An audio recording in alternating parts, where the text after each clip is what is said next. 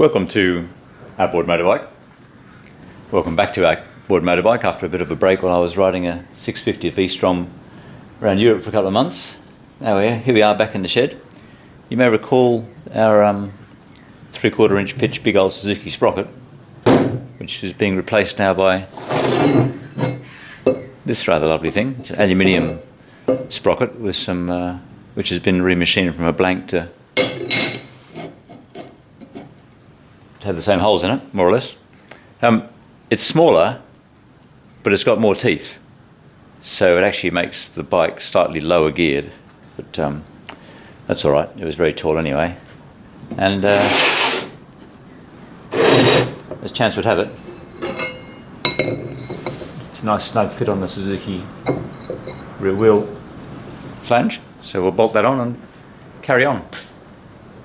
And so back to the bike. We've got the clutch cover on now and a little bit of oil in there to splash around and keep everything nice and slippery. And under here you may recall all the coils and the coil pack for the engine lives under there, not far from the front wheel. So to stop it all getting covered in mud and malfunctioning, I'm going to build a little cover for it. Here's our 6-cylinder outboard motor coil pack. I have to admit, every so often when I see that thing sitting on the floor, I expect it to stand up on its 6 little legs and go running across the floor, but hasn't done it yet. Anyway, beside that is our coil cover mudguard, which looks like a bash plate, but hopefully not, because it's only made out of 8.8mm aluminium. That sits underneath it, like that, and a bunch of bolts and spacers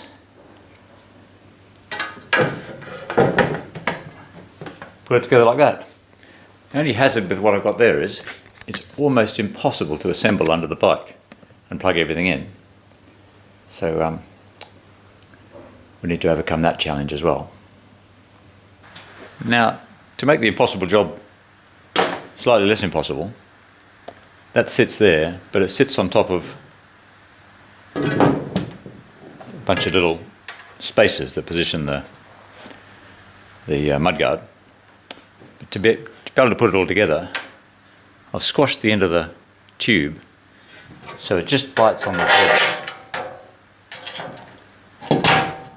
of the bolt and holds it in place while we put it together.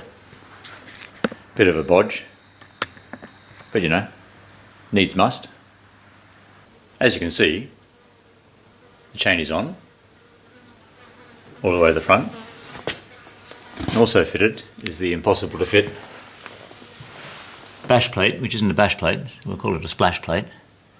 Got that on right, and that takes care of keeping the mud out of the electronics, and to keep the mud off the radiator we've done this. That's the rest of the Suzuki mudguard. I've just made a little aluminium extension to the bottom of it to stop the mud getting in the radiator. Should be good enough for a first ride, I reckon. Okay, so front mudguard is on, as you can see, and this slightly precarious arrangement with block of wood under there and the front of the bike hanging off a bit of chain attached to the petrol tank mounts is to allow me to take the blocks out from under the front axle and fit the front wheel, which is sitting there. That will get painted red, but not until it gets a new tyre, and it's not getting a new tyre until I've ridden the bike. So I better keep going. Once the front wheel's in, I can pop the brake pads in and bleed the front brakes. There we go, front wheel's on, complete with speedo cable. Next thing to do is bleed the brakes. So it's starting to look like a motorbike. A very long motorbike, but a motorbike all the same. Next little job, and it's always a bit of a nightmare on a motorbike, is bleeding the front brakes, because you've got to get the fluid all the way from right up here, about a metre downhill to the calipers, which is fine for the fluid, but it's hard to get the air out because the air keeps wanting to stay at the top. So pumping the master cylinder, little tiny 5/8 master cylinder, completely ineffective. And the first trick to come out of the book is using a syringe filling that up with brake fluid and pushing it backwards through the bleed nipple uphill. And that hasn't been successful either, although I think the calipers are now full of fluid. So the next trick out of the rule book is taking the lid off the master cylinder and replacing it with that, which is another lid with a Schrader valve fitted to it, and get the compressor and put 10 psi in there and whack the fluid through that way, which will take us a little bit further down the road of getting this thing on the road. I'm pleased to say that the pressure bleeding contraption worked fine, so we now have a front brake that should work.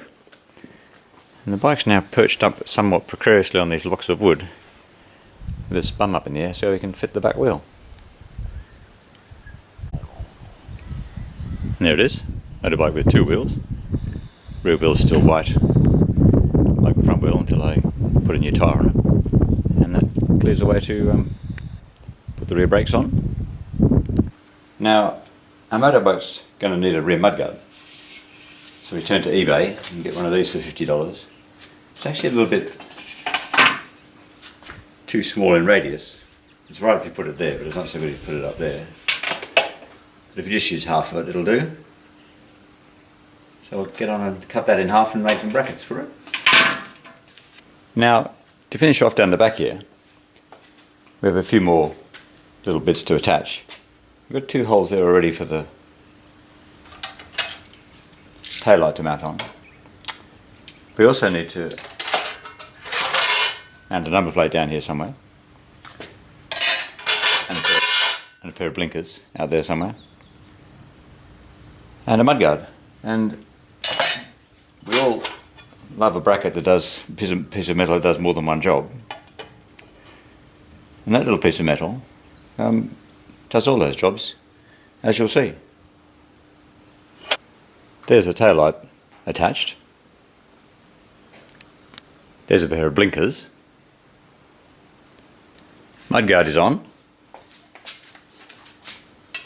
Number plate goes there when the time comes. And when we put the seat on,